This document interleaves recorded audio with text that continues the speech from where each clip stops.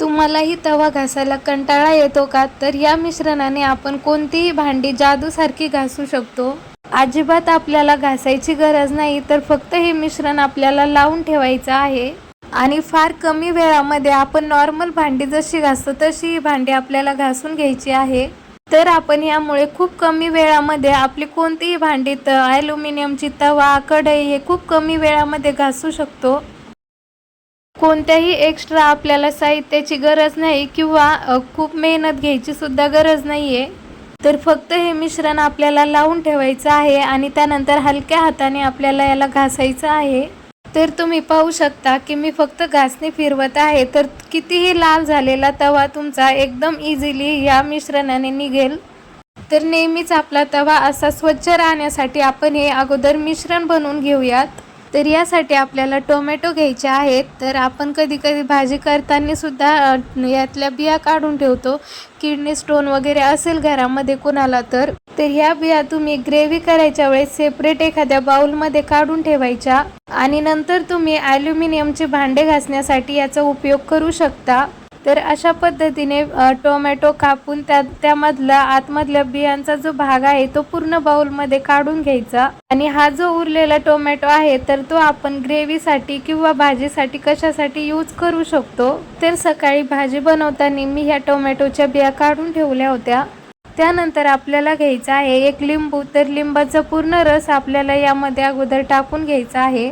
बऱ्याचदा आपण लिंबू कापून उरलेलं अर्ध लिंबू तसंच फ्रीजमध्ये ठेवून देतो, तर ते लिंबू नंतर आपलं असंच वाया जातं. तर ते लिंबू सुद्धा आपण इथे यूज करू शकतो. त्यानंतर आपल्याला इथे एक सिक्रेट वस्तू घ्यायची आहे, ती म्हणजे बेकिंग सोडा. आपला खाण्याचा जो सोडा असतो तो. तर 1 चमचा आपल्याला बेकिंग सोडा घ्यायचा आहे. तर बेकिंग सोडा यामध्ये टाकल्यानंतर हे मिश्रण असं होतं. तर आपल्याला हे मिश्रण असंच लागतं. बेकिंग सोडा टाकल्यानंतर हे मिश्रण आपल्याला एकदम छान मिक्स करून घ्यायचं अशा पद्धतीने. हा तवा बघा किती खराब झालेला आहे आणि साईडने सुद्धा त्याला एक काळी लेयर आलेली आहे. तर हे मिश्रण अगोदर आपण पूर्ण तव्यावरती अशा पद्धतीने पसरवून घेऊयात. तर हे मिश्रण आपण असं लावून ठेवल्यामुळे आपली भांडी स्वच्छ व्हायला मदत होते कमी मेहनतीमध्ये. तर हे मिश्रण तव्यावरती सगळीकडे लावून आपल्याला 15 ते 20 मिनिटं किंवा अर्ध्या तासासाठी आपण तसंच ठेवायचं आहे. चपाती किंवा भाकरी झाल्यानंतरच तवा गरम आहे तोपर्यंतच तुम्ही हे मिश्रण लावून ठेवू शकता. 15 ते 20 मिनिटं झाल्यानंतर आपल्याला 1-2 मिनिटच फक्त तवा गॅसवरती गरम करायचा आहे. टोमॅटोचा आंबटपणा, लिंबाचा आंबटपणा असतोच आणि बेकिंग सोड्यामुळे एकदम पटकन हे डाग निघून जातात. जास्त आपल्याला घासायची गरज सुद्धा पडत नाही. तुम्ही एकदम हलक्या हाताने जरी घासलं तरी हा तवा एकदम नव्यासारखा निघतो. जर नेहमीच आपल्याला तवा नव्यासारखा असेल तर आपण अशा पद्धतीने तवा साफ करू शकतो. तर तवा थोडासा हलकासा गरम झाला की लगेच चिमट्याने पकडून तो असा खाली घ्यायचा आणि त्यानंतर अशा पद्धतीने तो घासून घ्यायचा. फार कमी वेळामध्ये कितीही लाल झालेला तवा, एखाद्या वेळेस आपल्या घरी पाहुणे आलेले असेल तर आपल्याला भरपूर क्वांटिटीमध्ये पोळ्या वगैरे करावं लागतात, तर त्यामुळे सुद्धा तवा भरपूर लाल होतो.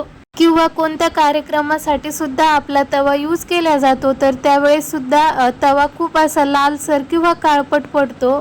तर हा तवा बघा साईडने खूप काळा झालेला आहे, तर तो सुद्धा या मिश्रणाने एकदम सहज निघून जाईल. आता तुम्ही कुकर, कढई, तवा कुठलीही ॲल्युमिनियमची भांडी असली तर तुम्ही ह्या मिश्रणाचा यूज करून ती भांडी एकदम स्वच्छ करू शकता.